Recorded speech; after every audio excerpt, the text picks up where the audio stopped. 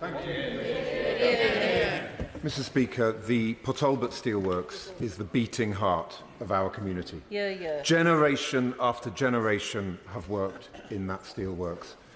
Port Talbot is the steelworks, and the steelworks is Port Talbot. Every time I go into that steelworks, though, I don't see something to be sentimental about. I see a hotbed of innovation.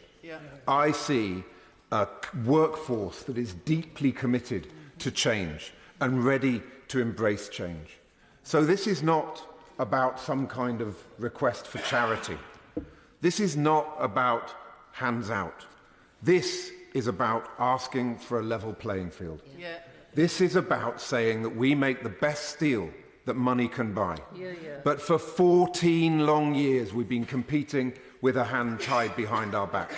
For 14 years, we have been forced to pay twice as much for our energy as our French and German competitors. For 14 years, we've seen government contracts going to foreign steel companies. And for 14 years, we've seen our government completely failing to support its steel industry in anything like the way that our competitors are doing. So let me be absolutely clear. When we look at this deal that is now on the table, it doesn't work for jobs. It doesn't work for decarbonisation, and it doesn't work for our national security.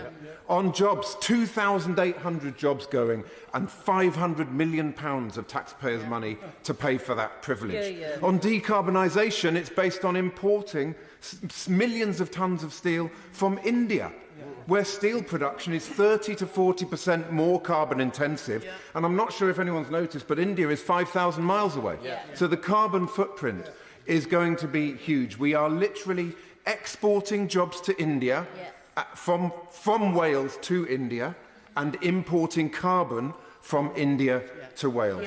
So I urge Tata Steel to look again at the multi-union plan. I urge Tata Steel to take the bridge, not the cliff edge. Their deal is a cliff edge that will send our workforce, our proud communities, over that cliff edge. That is not something that we can accept, Mr. Speaker. We have to recognise that the trade unions have put together a compelling plan, a plan that keeps one of the blast furnaces going whilst the transition is taking place to an electric arc furnace. That is the right way, the balanced, sustainable way of doing this. Our country needs its steel. Let's value it. Let's stand up and fight for it. This government is so content to be spending £500 million on a scheme that leads to thousands of job losses and a scheme that risks, as my honourable friend, the Shadow Secretary of State, I will give way to him, yes. I thank her for giving way. On the question of jobs, she will have seen, of course, that every steel industry across the planet, across the G20, is going through massive change. But the only place where there's a threat of thousands of job losses is in the United Kingdom. Why does she think that might be? My honourable friend is absolutely right, and he made a brilliant speech earlier and has been a great defender of his constituents. And I think the lack of any plan from this government over the last 14 years is at the heart of the problems that we see today. To what the situation we found ourselves in was. It was not a decision of the government to shut down the blast furnace. It was a decision taken by Tata in light of the losses that they were making. I will to the honourable gentleman. Secretary of State for giving way. Yes, it's a Tata decision, but there's £500 million of British taxpayers' money going into it. Could the Secretary of State just set out what red lines did the government put down around that £500 million? Were there any red lines around jobs? Anything. Down to this. The government had to find the solution that was acceptable to Tata, that was going to save the maximum number of jobs. The government are not paying £500 million to throw 3,000 people out of work. The government... No, Mr. Speaker, Mr. Deputy Speaker, Mr. Deputy Speaker, the government are paying £500 million to save 5,000 jobs, because 5,000 jobs will be saved and around 12,500 jobs will be saved in the supply chain. Honourable gentleman, I will give way to the honourable gentleman because he knows more about this than many who spoke today. But the reality is that Tata were telling us that they were looking to pull out completely from the United Kingdom. If 3,000 jobs is devastating, and it certainly is, how much more devastating would 5,000 jobs be and 12,500 jobs in a supply chain? It was a simple choice for the government.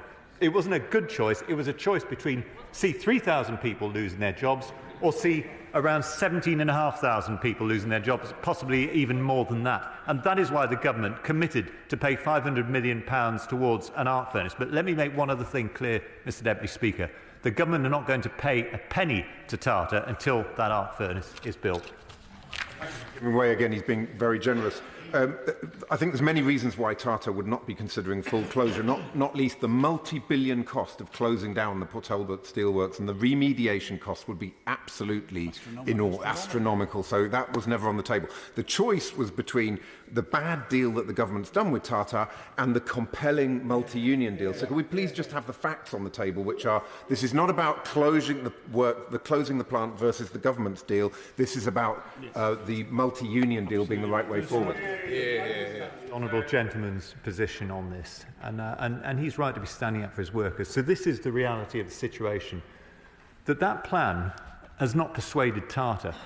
Tata have not said it's credible. Tata have said to me that they could not go along with that plan because although one of the blast furnace 4 has a number of years to run, they would still come to the end of the life of the coke plant and the sintering plant.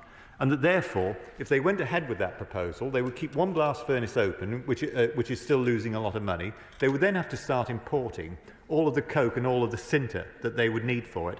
And then there is a technical problem that they say it would be very difficult indeed to build an arc furnace next to a working blast furnace containing molten steel. I mean, the honourable gentleman shake his head, but that is what they're saying to us.